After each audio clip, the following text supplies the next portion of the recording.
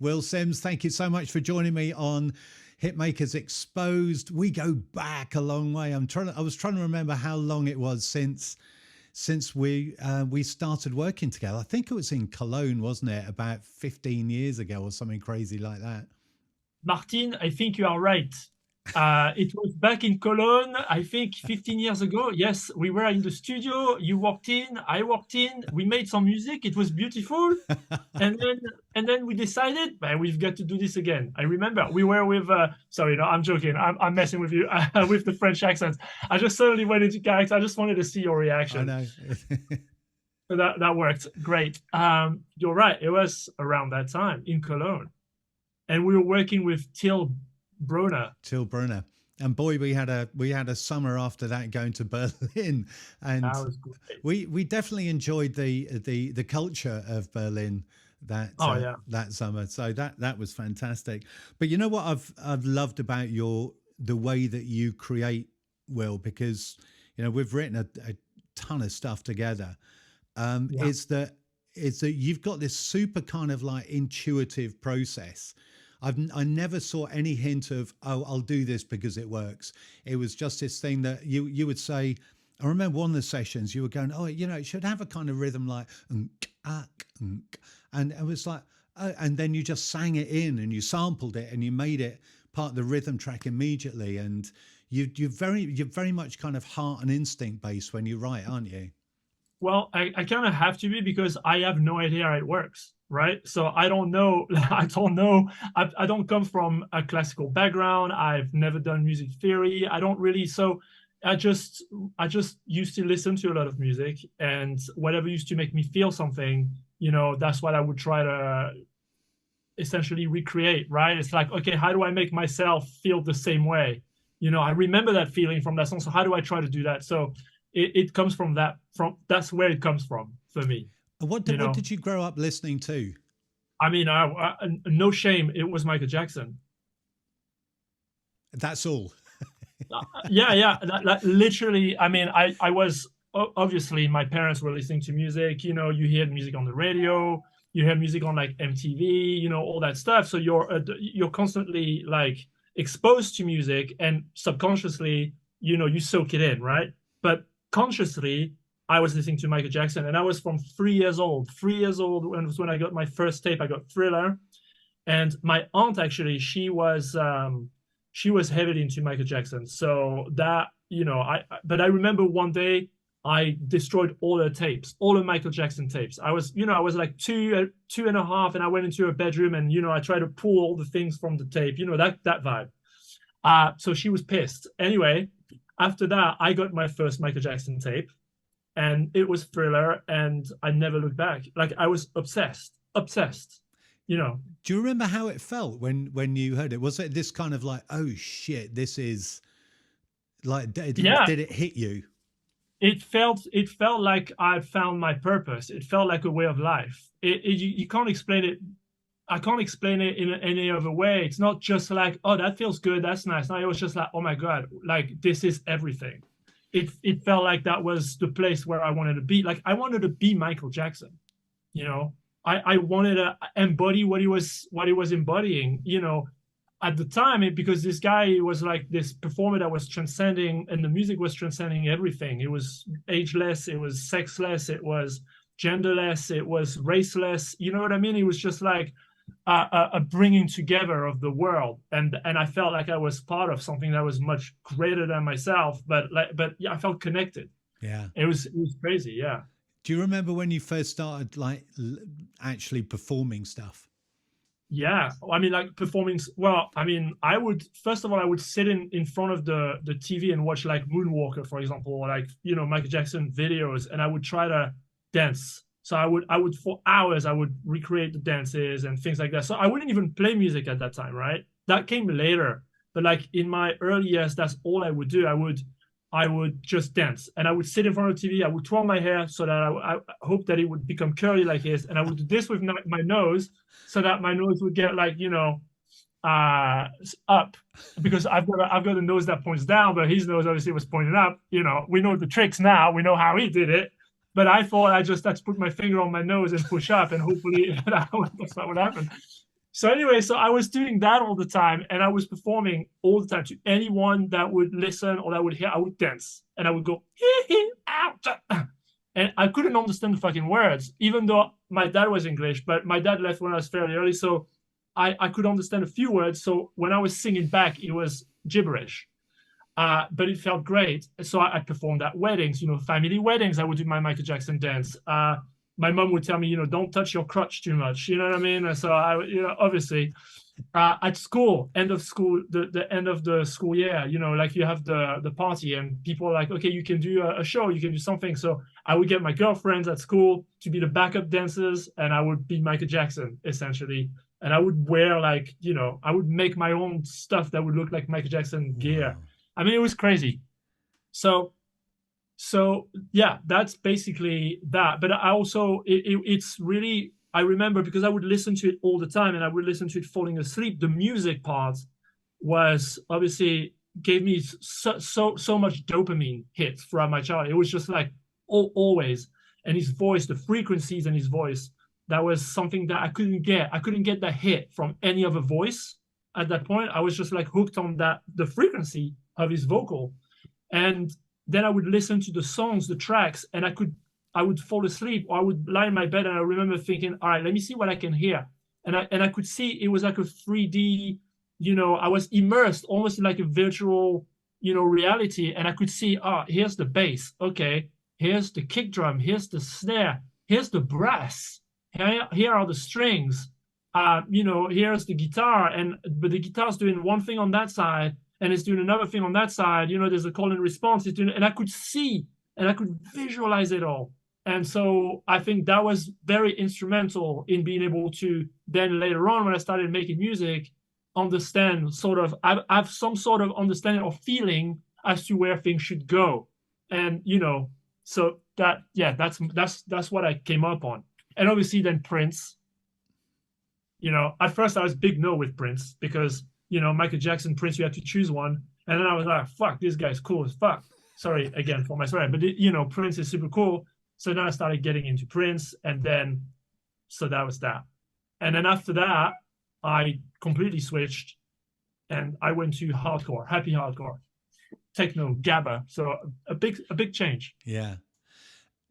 I think what's interesting as well about what I've heard you do is that, and even in your nature, you have an incredible positivity, and that comes through in your music. A lot of songwriters, and between us, I'm sure we've met hundreds of them, of people that will write when they're feeling miserable. They feel that they have to express themselves, which is great, from time to time, and it's a great form of expression. But your music seems to have this innate positivity about it. Do you feel that when you're writing?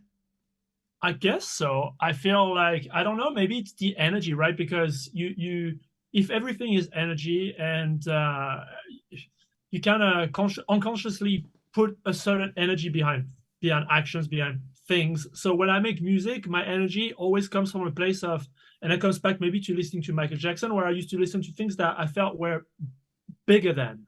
They were greater than. They had such an aura about them, right? They had a thing. Their songs had a life of their own because the energy was so immense.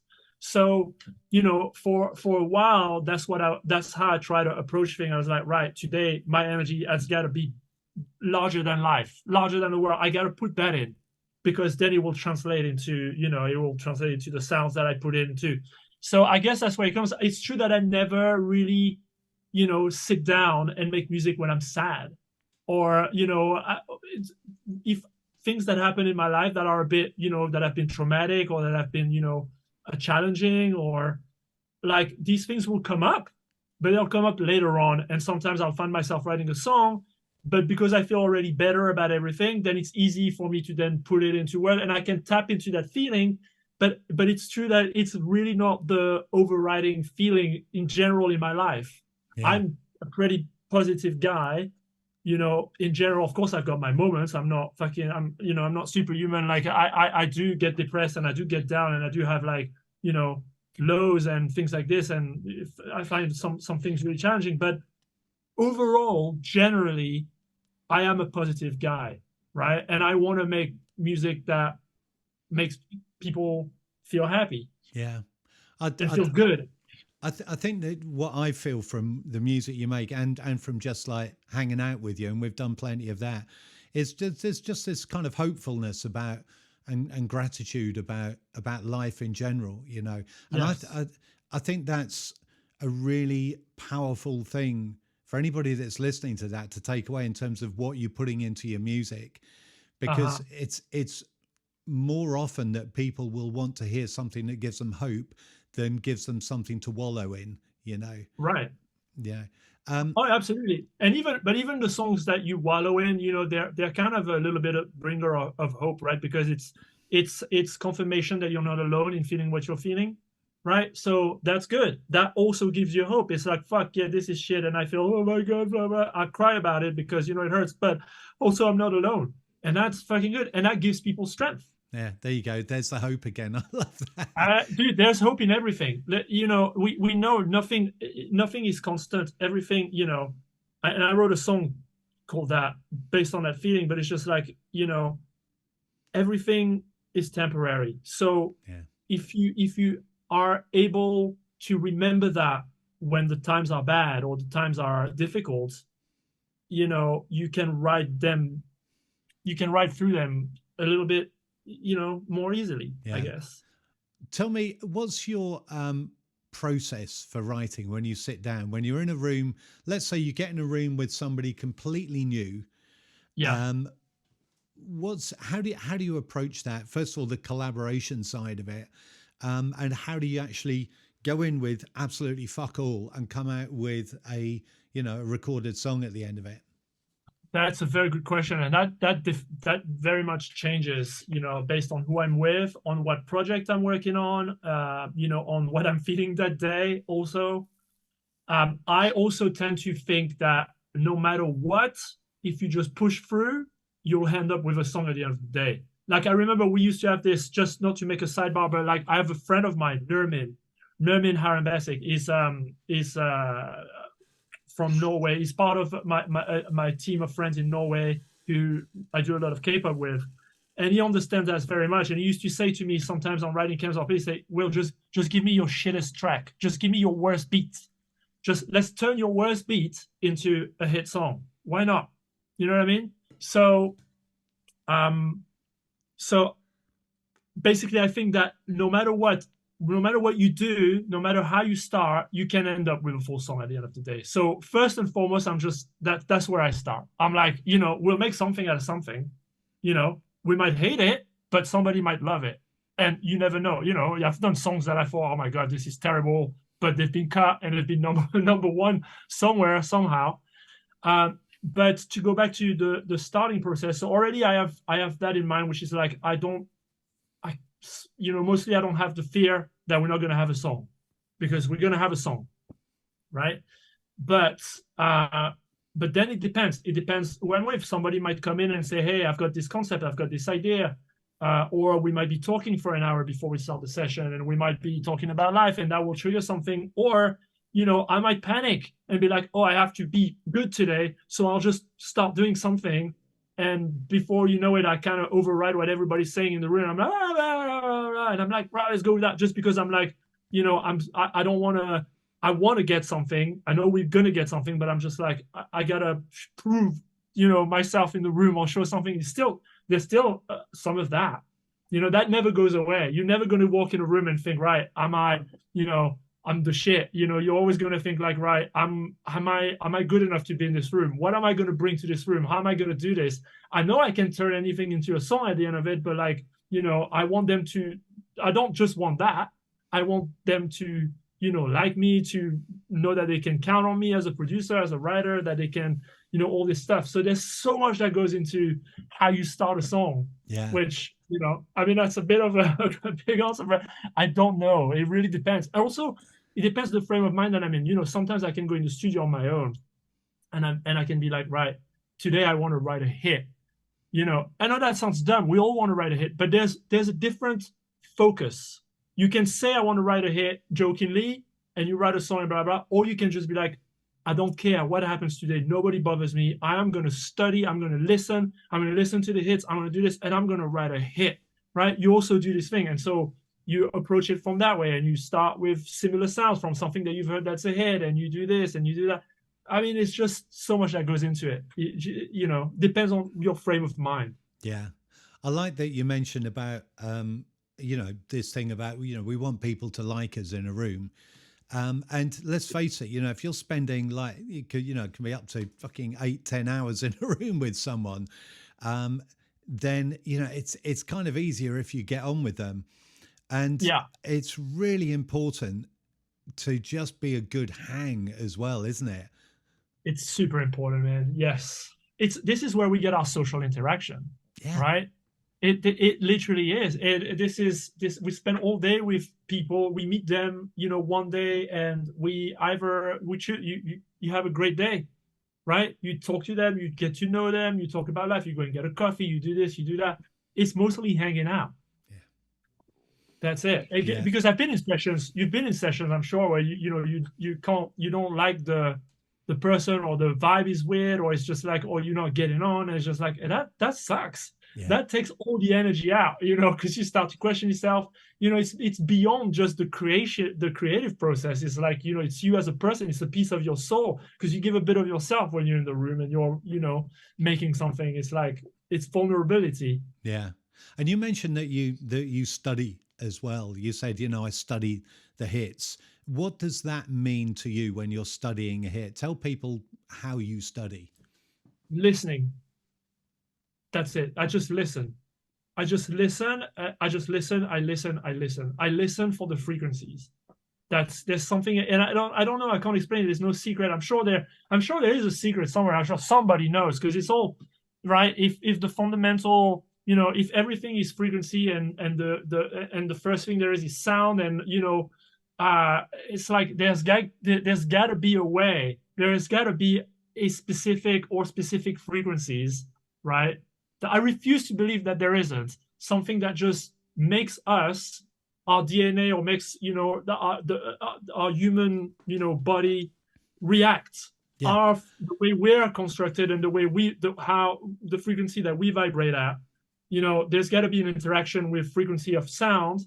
We know it. That's why we get the dopamine hits. That's why we feel sad or happy, or music makes us feel a certain way. So there has to be a way to hit it every time. There has to be a way. Completely. And I want to know what that is. I don't. But so I just listen. And I just listen to how, you know, a combination of note makes me feel. I listen to, you know, the sounds that are being used, the overall mix, you know, things like that. I don't know. I think it's a state of mind. It's like everything. Everything in life, I think if you just focus and you narrow your focus specifically towards something, you're gonna pick things up, right? So you're gonna become that. That's gonna be that's gonna be the frequency that you vibrate at. That's what you're gonna be zoning in on. So you're gonna be in that world, and you're gonna have a better understanding of it. And so yeah, just little moments like that. That's what I do. Yeah. I've been looking into, you know, I've been playing with quantum physics. Yes. And, you know, if you go down to string theory, that every, you know, within every molecule is the atom, the electrons, the nucleus. Inside the nucleus, you have the proton and the neutron.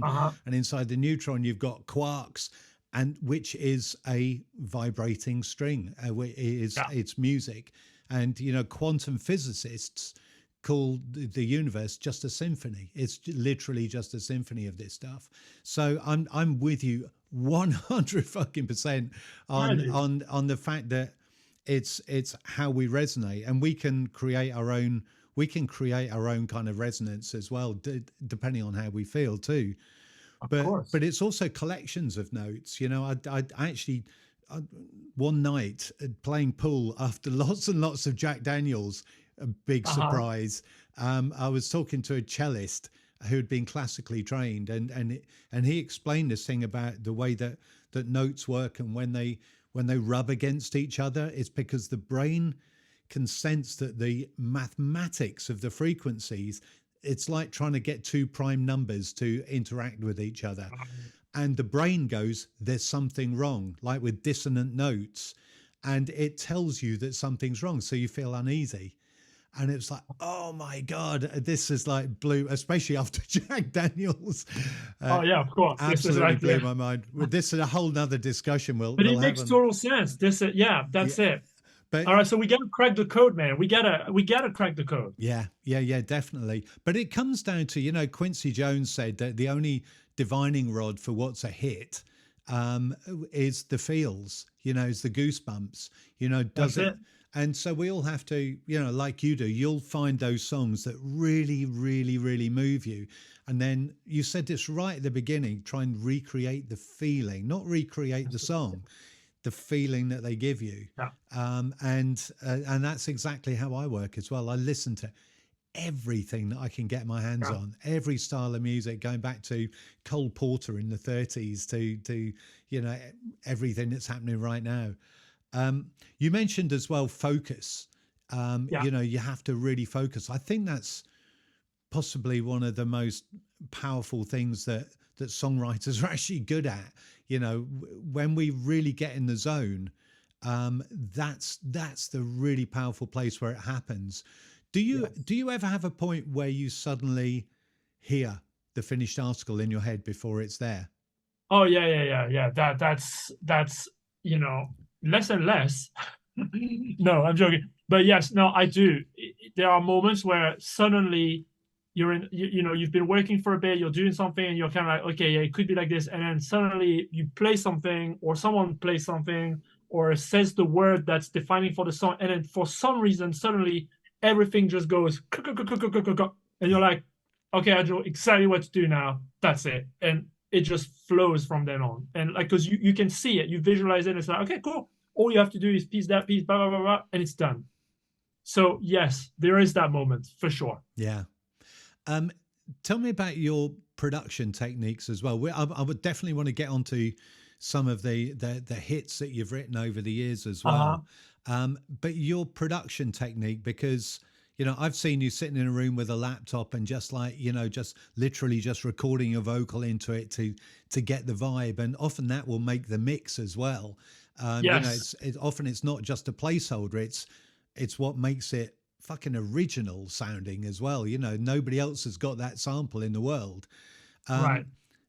All the way through to when you're doing the mix and you put your finger on the woofer of the to touch the bass frequency. On Yeah, the bass frequency. Yeah. Tell me about what's going through your head when you produce a track, please. It's a good question. So I'm definitely not one of those producers, and that's why, you know, with the thing that I've got coming up with my project, starting with the songs, is going to be interesting, because I don't usually start, like, I love to write a song, piano and guitar, but like, for me, the production is instrumental in the songwriting, kind of, because when I started, I had to do it all, right? I didn't know what was what. You know, I think it's often the case when you're like 15 and you start making music in your bedroom, you want to write a song, but you're producing it as well. So you kind of doing everything. So it goes hand in hand. And then it's hard later on to disassociate the two. My production technique is very much whatever happens in the moment. So like, I wouldn't sit there, write a song, and then be like, okay, I'm going to produce it up next week and think about how I'm going to produce it up. It's and sometimes it's good, sometimes it's detrimental, because sometimes it limits, you know, the possibility of the song. But I'm very much like, no, what I'm doing right now is what ends up on the record. That's it, you know, and that's because I'm very reactive. So my production technique is reactiveness. It's like, I'm going to load up a sample, you know, kit that I've made, or blah, blah, whatever, and I'm going to play something, and that sound is going to inspire me right this second. It's going to make me feel that thing that I'm looking for right now, and boom, and that's what's going to happen. And that's it. So, you know, it's great for some things. Sometimes it's, like I said, it can be a little bit like limiting. So I'm trying to learn new ways of doing things as well, because, you know, you have to change, you have to grow, you have to evolve. But yeah, that's basically my production technique, is find sounds that I think are fucking cool and dope, and that I'm like, oh yeah, that's hard. You know what I mean? So like, do you do this thing? What I tend to do a lot of, I think, is that I'll have the song and I will throw everything that could possibly work onto the page, and Yeah. then I'll just like mute it and go, okay, that's there just in case I need it, and I'll try other things, and then I kind of subtract later on. I do it by subtraction. Yeah. Do you ever do I it do that that. way, or do you Oh, know what sounds you want? no, I never know. That's the thing, and that's another thing. I really hardly know what sound I want. That's Yeah, the problem with me. It's like I don't know. It's like I load up stuff, and if that feels good, that's what it is. I love that. I can picture moments in my career where I've made records that have been like, some of my biggest records where there was no rhyme or reason. It was never I gotta do this. That's what's gonna make it. Was just like, oh my God, like, what's this arpeggiator? Let's see, whatever. I'm just gonna load up a random bank and blah blah whatever. There's no, okay, I know that I need this specific sound. That's what's gonna make it, to play the chorus, to do the thing. I don't know. I never, I'm just like, I have no idea what's going on. Let's just play and let's just have fun. And if that feels good, that stays on the record. That's it. Yeah. I've got a thing that I tell all of the people that come through the academy. The chance takers are the chart makers. If you're doing what everybody else is doing, you're already late for the party. Sure. But just we still do it. I still do it. Like, I'm not gonna lie. I'm trying to. There are moments in my life where I'm like, I got to find a balance between doing like, whatever I want to do. Yeah. But also, let's do 10 songs that are like the charts right now, just to try to see if I can, get in there and compete, because, there is such a thing as familiarity. And like, so it's true that sometimes it gets frustrating when you do stuff that nobody else is doing, right? And you think it's great, but the world's not ready to hear it, for example, or it's not part of what's being playlisted right now, or things like that. And so you're just like, all right, well, fuck it, then I'm just gonna make another dance track just like, this person or that person, and that will get me playlisted. You know what I mean? So you do that too. I'll tell you what, Will, I don't give a fuck. Yes. It's like, seriously, it's like I have this thing that I say I let the track produce me, and it's like, and I will just let it do its thing. I like that. I'm going to use that. Because if it's not current now, it will be at some point, For real. So but maybe I'm just old and cynical. No, I love it. I'm going to let the track produce me. I like that. Yeah. It's just, I'm too affected, bro. I'm too affected. You know what I mean? It's like, I let myself be affected by, by everything. And, you can't help it. You're like, no matter how much success you have or what things you do, and how proud of a song you are, blah, blah. And then you hear somebody else does a song, and maybe that song is like everything else that's going on, but that song is number one. And then you're like, fuck, why didn't I do that? Why did I choose to, you know what I mean? It's just like, it's always a thing. Well, look, we know that there's no science to it, and sometimes it's just the alignment of the stars, man, and just happens to be the right sound on the right day, But and often it's the happy accident for me that when I'm producing something, it'll be something that the last thing I would have thought of, that I accidentally hit it. Or you must have had that thing where you accidentally copy and paste something to the wrong timing. Totally. Oh, and it's that's the best feeling. And then it's like, what the hell is that? And you're like, oh my God, this is it. Totally. This is like the best. Yeah. If only I could have deliberate accidents. Ooh, that sounds like a title. There you go, deliberate accidents. Yeah. So let's talk about one of these hits that was absolutely groundbreaking, the Girls' Generation song. Yeah. Tell us, I Got a Boy, right? I Got a Boy. Yeah. So first of all, tell us what that achieved. Let me just hear that, because it was a YouTube award. It was number one. You won best. You won the first ever YouTube award for video of the year. So I mean, that was crazy. It was number one everywhere. First of all, but in all of Asia. It was a world album number one on Billboard as well. It just opened all the doors for me. It was like it was a really big thing. And I think that it really changed the landscape of K-pop at that time. It was a defining moment not just for my career, but I think like culturally in K-pop, it really did a thing, and it's coming back now, and I'm hearing a lot of people talk about that record and things like this. So that's crazy. And so that's what it achieved. It achieved, and I think that's what's funny about that. It achieved what I've always imagined. When you're a child, or when you're like, so when you start making music, or when I was listening to Michael Jackson, and then later on when I started making music, you imagine, right? You're just like, you have to imagine yourself in the future, writing that #1 record, writing that record that's just like going to change your life, that the whole world's going to be like, what the, oh my God, you did this, So I used to do that all the time. So I guess manifesting, right? Although I didn't know it at the time, so it achieved for me those things that in my younger years, I would hope I would achieve with music. So create something that's larger than life, that's, genre defining. It got, the LA Times, the Rolling Stones, they defined it as a modern day Bohemian Rhapsody, which is, it's never going to come close to Bohemian Rhapsody, because, you can't touch Queen, and you can't touch Freddie, and and you just can't touch, it's like, that's like, but, to still have that critical sort of acclaim, that was essentially what I always imagined myself, achieving at some point, right? You just want to believe that. So you just got to put that energy out there. So it achieved that. My dreams came true and beyond. So that's that. That's what it achieved. So that's to answer your question. Right. Yeah. So the next thing I want to know is how did you manage to create this piece of work that was mad as a box of badges? It kept changing, and it was so incredibly groundbreaking, because it wasn't a song per se, from top to bottom, was it? It was like a montage, if you will, of stuff. How did that even come about in the studio? Dude, so that's, first of all, I'm 6 years sober now, so I've got to say that, because I'm very proud. But at the time, I was definitely not sober. I was drinking a lot, and so were all my friends at the time. We were in a writing camp in Sweden, at a place called the Kennel, right? And I used to go there a lot. We used to do a lot of writing camps specifically for K-pop and for other things.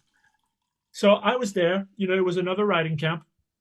The A&Rs for SM at that point, they weren't there on that particular writing camp. So it was just like my Swedish friends and my Norwegian friends and everything. And where do I start? This is a long story, but this is a good story, I think. Anyway, so first of all, in the session that day, I was drunk as a skunk. Wow. So already, my inhibitions were out the window. But let's backtrack. I was on this writing camp, and the first 2 days I'd written some songs, and I was really not happy with the songs that I was writing. I thought I was shit. I thought I was, I'm not good. Whatever I'm doing, it sounds too safe. It's too this, it's too that. I don't know. I'm just like, I used to get really down on myself and really like, oh my God, I don't want to play those songs at the end, when we do the listening session, because everybody's going to think I'm shit, blah, blah, blah, blah, blah, blah. So already I had that with me. I had that thing. And then the night before the session, I was with my friend Herbie Critchlow, who's like my brother. He's like, and he's a legendary songwriter as well, but he's like my brother. And we were talking, as we always do, and we were listening to DJ Quick. Okay, so I'm starting there because DJ Quick is a West Coast hip hop, producer and rapper artist. A lot of people don't know who he is, but he's one of the legends, and he's my favorite. I think he's my favorite hip hop artist of all time, just because he does it all. He produces and he sounds the best. And his sound actually used to be my bass reference in the studio. That's when I started doing the touching the speaker, because my cousin taught me, listen to DJ Quick in any studio that you go, put that album on and feel the bass. That's when that's going to be your reference. So that's what I did. So, and he just had a new album out. And so Herbie and I spent the whole night drinking red wine and listening to that album. And it was just so fucking good. And then he went to bed, and I went into the studio, and I'm like, let me make a hip hop beat. I don't know, man. Let me try. And so I did that loop, which is like the first verse of that song, which is the drum beat. I had these insanely fat drum sounds that I and I was an accident. I had a bunch of drum samples, and I put them on my EXX 24 in Logic, and somehow there were too many of them, so they overlapped. Instead of like, they overlapped each other for some reason. And I'm like, but the combinations of all the sounds created every single drum sound that's on that thing. And to this day, this is the best sounding drums that I have. They are like insane. So anyway, so I had that, and I'm messing around, and I'm making I've got the stabs, and I'm like that, and the drum with that crazy snare. And I did that thinking, all right, just fuck it, let's go to bed, Will. I go to bed for a few hours. We were all sleeping in the studio. It was like the top floor. They fucking put mattresses on the floor, because songwriters don't give a fuck. At that time we weren't like in fancy hotels. It was just like, let's just go and work and just sleep on the floor in the studio. It doesn't matter. We love that. So I went to bed, and then I had the session the next day with Anne Judith. It was like, again, one of my, my sister in this game. We came up together. And Sarah Lundbeck, who, great. So we were there in this room, and I played them this little thing. It was just an 8-bar loop. And they're like, yeah, cool, we like that. So we start writing the verse and like the chorus, eh-oh, eh-oh, eh-oh, eh-oh. So we wrote that, and we had an 8-bar loop and a verse on that thing. And then I'm like, I don't fucking know what else to do. But by that time, we were a little bit drunk. And I'm like, I really don't know what do we do with this? Like, where do we take it? I don't want to make it sound. So I just thought, fuck it. And I almost started another song in the same session. And I'm like, fuck it, let me try this. And I started the part that goes at 140 BPM. That's like the switch. And then we were like, hold on a second. And we put it together. And for no explanation. Again, accent, no explanation. It fucking works. It works. And everybody in the room fucking started buzzing. And then the A&Rs, like, well, the publishing A&Rs, Pele and Penilla and all these people, they kept coming into the room with their glasses of wine, and it became a party in there. And the more people came in and were like, what the fuck is that, guys? The more I got excited. And I'm like, hey, what about this? And what about this? And I kept adding stuff, because people were reacting. So it's like, and so we did the whole fucking thing. And then actually Pele came in and was like, hey, this is great, but the verse is shit.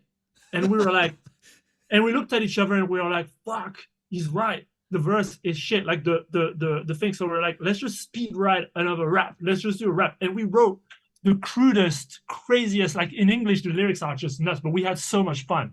Like the lyrics are like, so go to the other bank and be a donor, as in reference to the sperm man. I'll be a CEO, I'll be a owner. I mean, like the lyrics, we just killed it, but we had so much fun. It was just like ridiculous. And we wrote this verse and everybody fucking went berserk. And then if that wasn't enough, I'm like, yeah, but let's imagine now if we did a completely different outro, but just for Missy Elliott, because I'm like, I'm frustrated at this point. Well, I'm excited, but I was frustrated from writing shit music. And I'm like, I don't fucking care. Let's just do whatever. So I'm like, let's do an outro just for Missy Elliott. And so I did this outro, and I got Anne to go on the mic and go, hey, yo, Missy, which then become AOGG in the song. You know what I mean? Yeah. By the way, we got Missy Elliott because before we went to Girls' Generation, that song was picked up by an artist in the States featuring Missy Elliott. So, we manifested that. So we were going to have the Missy Elliott feature on the record, but then SM basically came and said, we want this at all costs for Girls' Generation. So whatever the deal you guys have, you will do better. We want this song. And Gangnam Style had just come out, everything. So we were just like, K-pop, it's a thing. It's about, let's just take a gamble and let's go for this. So anyway, so that's how the song was created. It was completely crazy. It was born out of frustration. It was born out of listening to DJ Quick, out of talking to my friend Herbie, out of just being drunk, and out of just being like, let's do whatever because we only live once. What the fuck, man? I can't bear to make another shit song today. So if I'm going to make a shit song, I want to make one that you're going to freaking hate or love. It's got to be either the craziest thing you've ever heard, but it can't be in between. So that's basically where that happened. Man, I love that story, mate. That's so good. I can picture you there, and I can almost picture myself there, just a fly on the wall. Oh, I would have loved to have seen that. But yeah, and that was, I think that's a classic example of the chance takers as the chart makers, because I have never before or since heard a record like that. Right. And it's like you do something different and people fucking pay attention, don't they? Right. That's it. Yeah. Oh, absolutely brilliant. I've got to ask this then. First of all, congratulations on being 6 years sober. Thank you. How did you function as a writer?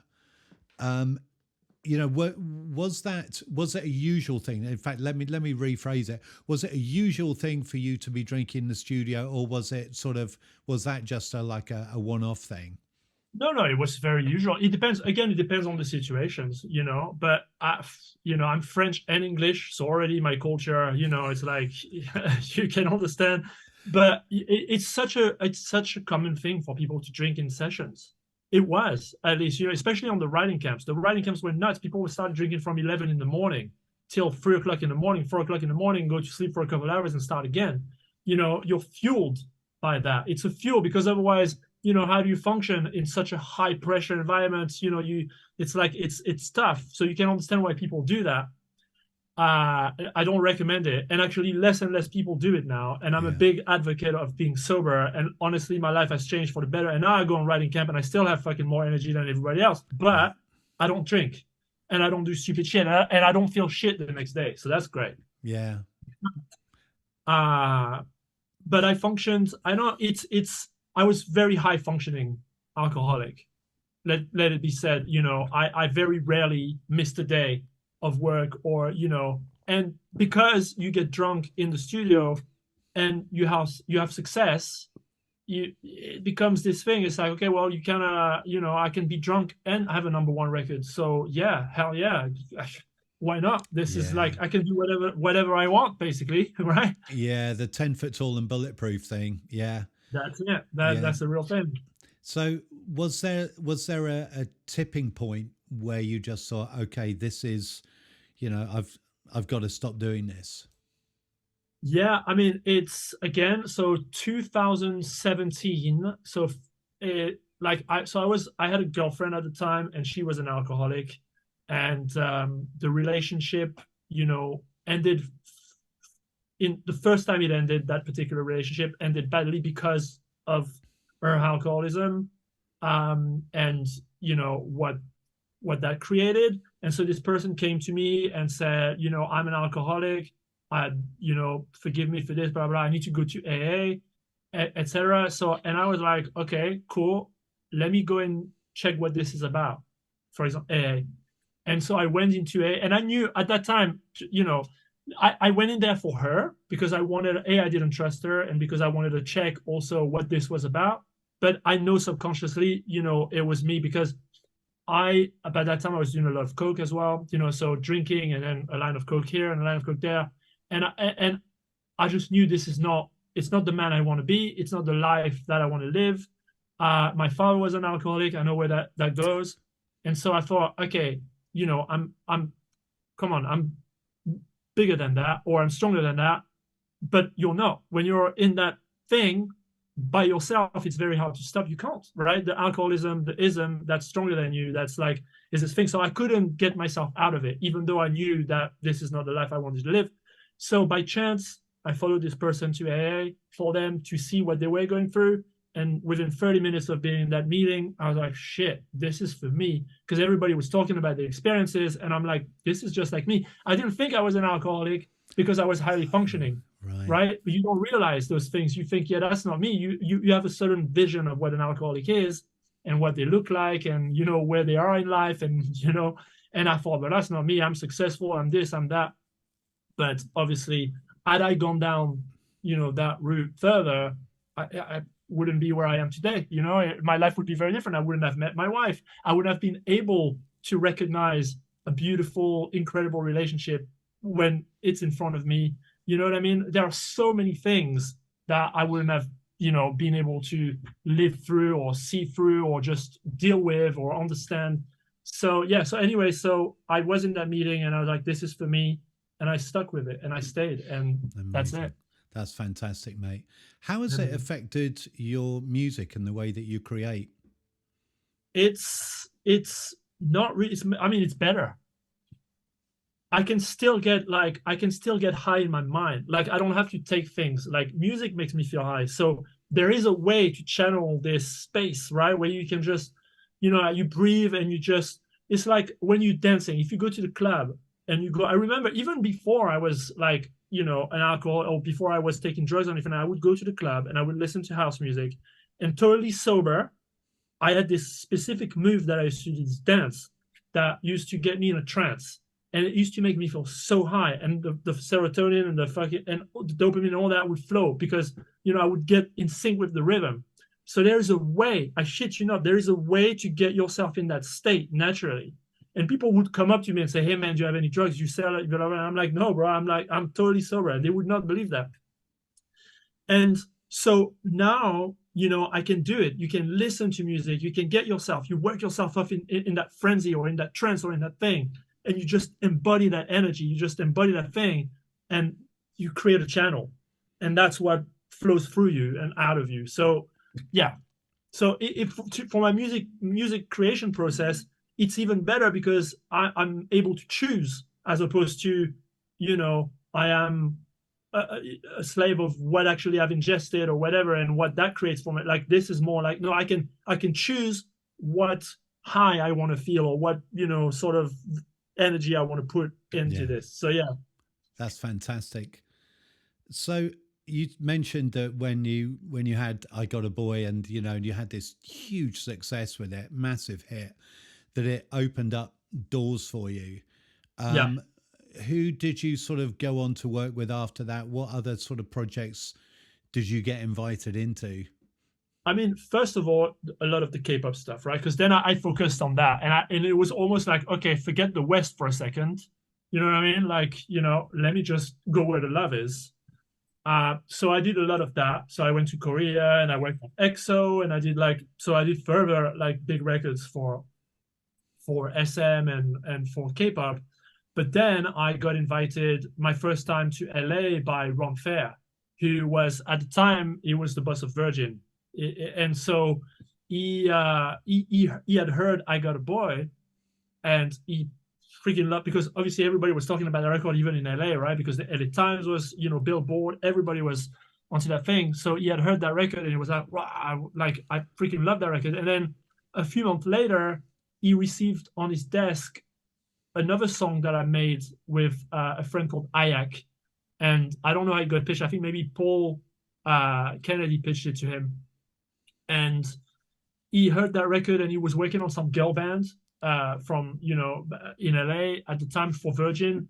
And he was like, so he had his office at the top of the Capitol Tower. Anyway, he got that record and he was like, this record reminds me, the production feels like I Got a Boy a little bit, sort of like there's an element of it, there's a vibe to it, a frequency in it. So he called Paul and he was like, hey, I like that record for the girls, I'd love to cut it. Who, by the way, have you heard this record? I Got a Boy. I really love that. And Paul was like, it's the same guy. It's my guy. Like, that's the guy. He did that record and that's the record you're cutting. And he was like, oh my God, I've been looking for this guy since that record came out. Like I wanted, you know what I mean?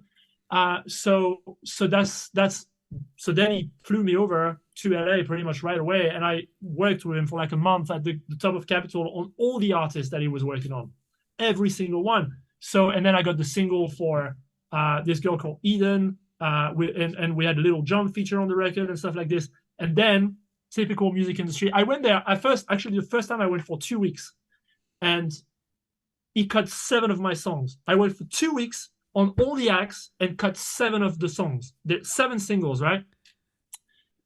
And then I go back to London. I go back again for another 2 weeks. We finish a couple of things.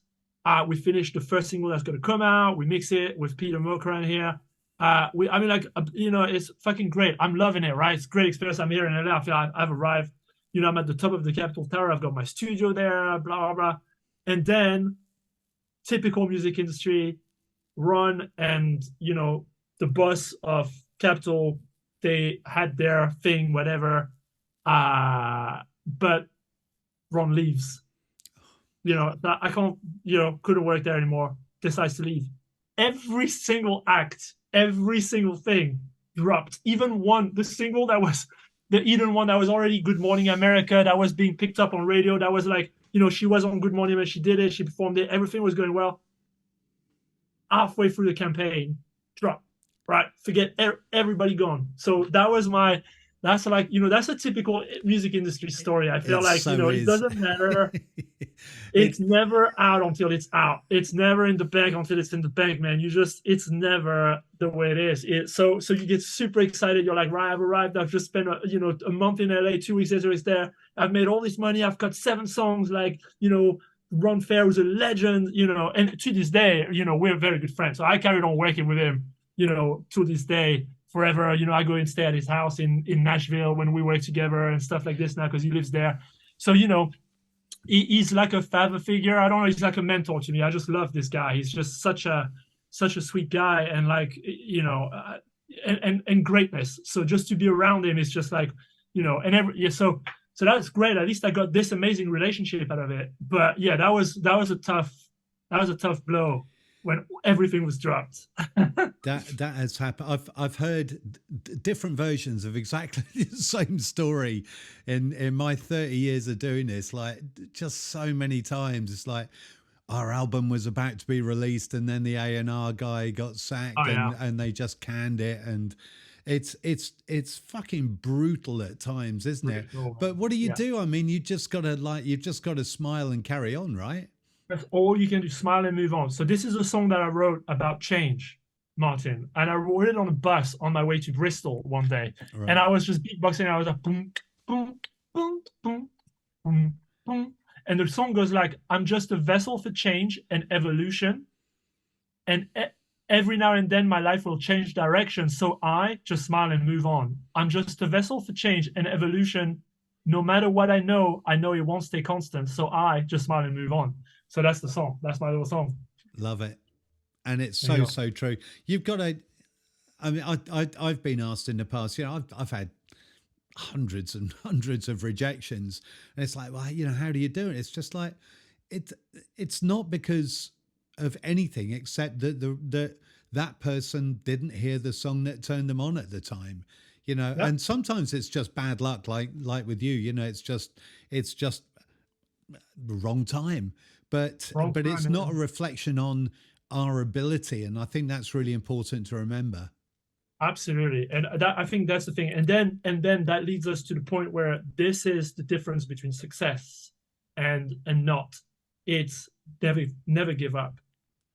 Talent is great, but it can only take you so far. Perseverance and just like keeping going, that's what will make the difference. Yeah. You'll always write another song, and you might write a shit song that will become your biggest hit. You don't know. You don't think, you don't know. Just keep going. Don't stop. Just keep writing, keep making songs. Put them out yourself. I don't care what you have to do. Just do it. Yeah. I couldn't agree more. You're releasing music, in your own sort of, you've got several projects running at the moment. And, we were talking earlier about the fact that it's the Wild West out there. There's 100,000 songs being uploaded to Spotify on a daily basis. And, cutting through the noise is always tough. As an indie artist, and I'm not talking about, how do you work social media? How do you achieve millions and millions of streams? What advice would you give to artists that are entering the business now, that want to have a long-term career in the business, and they're coming in at this point where they're coming into this quagmire of music on a daily basis? What advice? It's tough. I'm not one for giving advice. I just believe that everybody's at their own path, and it's a tough. I've got a 13-year-old, and he's in music now. He's getting into music, and we've started working on stuff together. We're working on projects. My advice is just make the music, man. Just make the music. Do what you want. Like the social media thing, the blah blah blah. Just play the game if you want to. Don't play the game if you don't want to. Just it's there's no right or wrong. I don't want to be that guy. So no, you got to be this and you got to, it's content. I hear that all the time. There's only so much content you can give. Like, how much content can I watch? I can't. You know what I mean? There's not enough hours in the day. It doesn't freaking matter. Yeah. And everybody's so focused on putting out content. Why would they care about your content? First, I'm like, why would anybody want to see my content when, why would I want to see anybody else's content if I'm busy making my content? I want people to see my content. I don't want to see their content. You know what I mean? It's like, how do you win? How do you do it? And we're all playing to these, we're all playing to these freaking giant corporations, these people that are just making so much money on the back of everybody being desperate to being famous and being seen. It's like, bro, just do you, man. Like, I trust me, nobody gives a shit. They just give a shit for 30 seconds and then move on to the next thing. Nobody gives a shit. So it's like, it's tough. It's really tough. Like, but I'm not defeatist. I'm saying there's a way through this, and the way through this is do action, make music, put it out, do you, feel what's authentic to you. If that's not social media, that's not social media. Eventually that's going to fall to the wayside. And because you still go in, it's like, right, things happen. Yeah. Then they move on. But it's whoever stays on the path and who keeps doing it and who's true to themselves, they'll have their moment. So it's just that.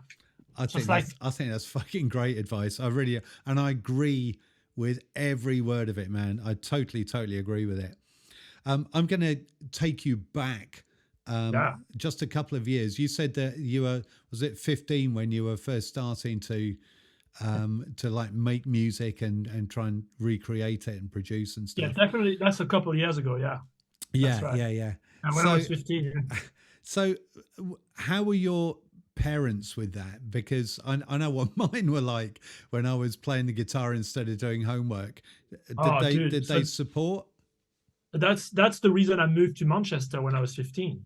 So bear in mind, I'm born and raised in the south of France, right? So I'm living in the south of France, and at that time I'm living in a little village where there's like 2,000 people living there.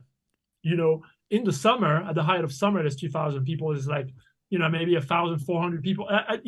It's not that many people in the winter. And my mom's remarried at that point, and my stepdad at the time, wonderful man, but very, very business, very strict. My mom, very strict, very loving. Don't get me wrong. I never lacked in love, that's for sure. But, they know what they know. You are at school, you got to work, you got to do this music. You're not going to, this is not a path. You got to be a lawyer, you got to be a doctor, you got to do this, you got to do your homework. I did not care for that at all. I hated it. I didn't want to be in school. And so at 15, at 14, I started to go and see my dad on holiday in Manchester. And I hadn't seen him since I was like 7 years old. And I was like, he's a musician at heart, not professionally, but at heart he was a musician. And I thought, he's going to understand me because I want to make music. I want to be, I want to live in that world, in that reality. And so at 15, I decided to make the move, which almost didn't happen because my mom was like, absolutely not. Your dad was an alcoholic, that's why we divorced, blah, blah, blah. She didn't have anything bad to say about him, always love and stuff, but also the facts, and so what you need now is structure, and you need to blah, blah, blah. And my grandma, bless her, she convinced my mom. She was like, look, he's clearly not gonna, what is he doing here? He's a teenager, everything, he needs a change, he needs something. So let him go, let's try it for a year and see what happens. So I went to Manchester, spent some time with my dad, and it was freaking amazing. He turned his life around. So it was a second chance for him. It was a new life for me. I went to school and I started doing good at school, first and foremost, because it was my choice. So I was like, I got to prove that, I made this decision for myself. So I gotta do it. And then my dad bought me my first, PC with Cubase on it. And he bought me a Roland DX10, he saved up. And so I had these two little things. And so I would be in my bedroom and I would start, trying, and I would replay. First, I would like listen to happy hardcore and I would try to replay the piano riffs. So that's how I learned how to kind of play. And and that's basically what it is. And then I passed my GCSEs, and I'm like, shit, what do I do now? And my dad found this course in a thing called the Lute. I think it was the Lute, or it was like the Lute, which was like an old school like car boot sale freaking, it was like an eBay but in a newspaper or somehow. Yeah. whatever. And he found in one of the newspapers like that, he found an advert for a music a course at City College in Manchester, which was sound technology, music technology, beat tech, whatever. I was never going to go to freaking college and uni. You know what I mean? It's like, that was not my path. Math, forget that. I just like, this is. So anyway, so he found this and I was like, okay, cool. Let me apply. I applied, I got in, and I did 2 years of music technology. And that was the best thing ever, because it taught me, how to compress, to do all these things, but the old school way, right, on the gears and all the stuff. They also had this songwriting workshops throughout the years and everything I did. They also had music business. I was not interested in that, typical, artist, music business, I wish I'd learned more now. But anyway, so that's what I did. And that was great. And from that point, it was just, that was my life. And I stayed in the UK ever since, until now. Yeah. So now that you've got a 13-year-old, yeah, how do you feel about him going into the music business? I feel good. Like, I think it's different. I don't want to be that parent that's like, there's a part of me that's like, I see the music industry, I see how it is, but I don't want to believe that it's going to be more and more difficult. I feel there's always going to be a way. We're going to adapt, right? Yeah. You just have to adapt. Whatever you want to do, you're going to find a way. So he's got at least for him, it's good because at least he's got someone in the music industry. Right? Yeah. At least he's got someone to sort of stop him falling down the manholes. Exactly. So now when he comes here, like when we spend a lot of time making music together, and it's great. And he's programming drums and bass, and he's doing really well. So that's also great for me, because now I'm like, okay, so, because for a while I've been like, right, I got to find a couple of kids, to do, finish stuff, or to do certain things and blah, blah, whatever. Because you have to, you got to stay with everything, the times and everything, right? It's like, you can't just do it all on your own all the time. You have to have fresh energy. And now I'm like, actually, I've got him right here. He's like we've literally, like, we made a whole EP a couple of weeks ago. We sat down and we made like a whole drum and bass EP, for him. Yeah. And so it's just fun. It's just playing and experimenting and just, and seeing, but he's also doing good at school. He's not half as bad as I used to be in general as a teenager. I used to be a really shitty teenager, but I was really angry. It's fair enough. I understand the will of that time, and I respect him, and he's grown into a hopefully a fine young man. You know what I mean? So I can see my son now, and I see he's already like, way further than I am in terms of, how he conducts himself and how he is. So yeah, very proud of him. Oh, that's fantastic, man. So I talk about in some of these chats, I talk about the highs you can't buy, because, as we go through this, there are things that you just can't go onto a website and say, I would like the experience of holding this platinum disc, or being at this gig, this concert, or meeting this person. Have you got a memory that you think, when you take your final breath, you'll go, fucking hell, I did that and I felt that? Have you got one of those that you could distill for me?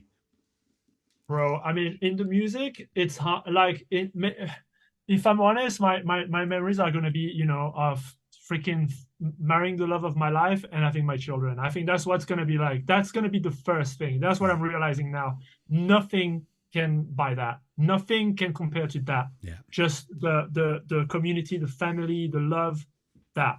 But if I have to go back to music, that's a very good question. Maybe the first song that I wrote, the first full song that I wrote, remember feeling how that felt. Wow, I've actually made a full song, and playing it to my dad and be like, listen, like, and thinking this was it, that it was a hit, that it was going to come out and be number one. Just that feeling. It's just like, when you're like, well, I've done this. I know how to do this now. I've actually made a full song. But, then there's the time that, you go to the club for the first time and one of your songs is being played. And you're like, and you're in the crowd, you're like, what? That's me. And nobody, and you just want everybody to know. Yeah. And you're like, what? That's mind blowing. Or the first number one, the first number one, and you call your mom, and at the time you're like, Mom, I'm number one, I'm going to buy you a house. And then you realize very quickly that, you're not. you need more than one number one. So, all that stuff, it's just beautiful. It's just beautiful moments, right? That your child, you as a child were dreaming about, and like, you'd be so proud of yourself. So you got to remember that. You got to remember all the things that you would be so proud of yourself for achieving when you were younger, and you do achieve it. And it's like, and the more you achieve, unfortunately, I hate to say it, but the more you achieve, the less, the high, the less of the high, it becomes more like, okay, you become more blasé, and it's short-lived. And then it's like, and then it's coupled with, oh, great, but now how do I maintain this? Or I need to get the next one. It's just life, man. Listen, all this success, all these things, it's all a trap. Just do what you love. Just enjoy the moment, because we're all going to die anyway, bro. So it's like, it's all a lie. They keep lying to us. No matter what we do, we're all going to the same place. So, just freaking love your life. Yeah. If you can, if you have a choice. And I understand sometimes, people are in difficult situations, and it's not that simple, right? We're not all so lucky that we come from an environment where there's love, where we're safe, where we're secure, where, and I just wish that everybody could feel that and have that. But unfortunately, that's not the way of the world. So, if you're lucky enough to be able to live your life that way, do it. Just live for the moment and love just love it. Yeah. I agree completely. I wake up most mornings and just remind myself it's just a game. And there's a theory that we're playing with at the moment that in fact that we're just creating the whole thing. There was a brilliant explanation. This is apropos, nothing to do with music. A brilliant explanation or a metaphor that this guy used, the quantum physicist, talking about the essentially we're looking at a screen, a cursor on a computer screen, and because that's all that makes sense of what's actually happening inside the computer. So the techs basically make a lovely pretty screen, and with a cursor that we can click on things and go, oh, that's lovely. But behind it, we don't look at wires and fuses and technology, right. And apparently that's what this all is that we're living in. It's just this huge. It's just like this. If we could actually see what it is, but what we create for ourselves is just a lovely screen with a cursor and things to touch and things to smell. And I kind of like that thing. I find it quite reassuring. So maybe it's an age thing, but I find myself getting more peaceful as the more I think about this stuff. And I can definitely see a change in you as well, man. Oh yeah, man. I love this approach of. I mean, you've always been a love first person, but I love the approach of just do it. I think that's possibly the best advice that we could give to anybody listening to this. Oh, absolutely. I mean, Nike gives that advice every day. Just do it. Yeah. Although, do you know where that came from? I knew, and I forgot. I don't remember now, but yeah, apparently it comes from a guy that was on death row on the chair, and they said, "Have you got any final words?" And he said, "Just do it." Just do it. Amazing. It's a little bit darker than most people imagine. Will, thank you so much for doing this, man. I've just loved talking to you. Thank you for asking me to do this. This is great. I love it. I always love speaking to you, man. And we've done a lot of stuff together, beyond music, with the Song Academy, we've done. Yeah, we have. I must get you back on to talk about some of the other hits that you've had along the way as well. Sure. There's been so many, and I would love to talk to you about some of these incredible artists that you've worked with. But for now, thank you again a million times for joining me from LA for this podcast, and have an amazing time over there, brother. Martin, thank you very much. You know, it's always a pleasure. LA is beautiful. I'm going to go and enjoy the sunshine. It's really sunny today. So, hey, look, I'm in shorts, t-shirt. Life is beautiful, no? You're such a cock.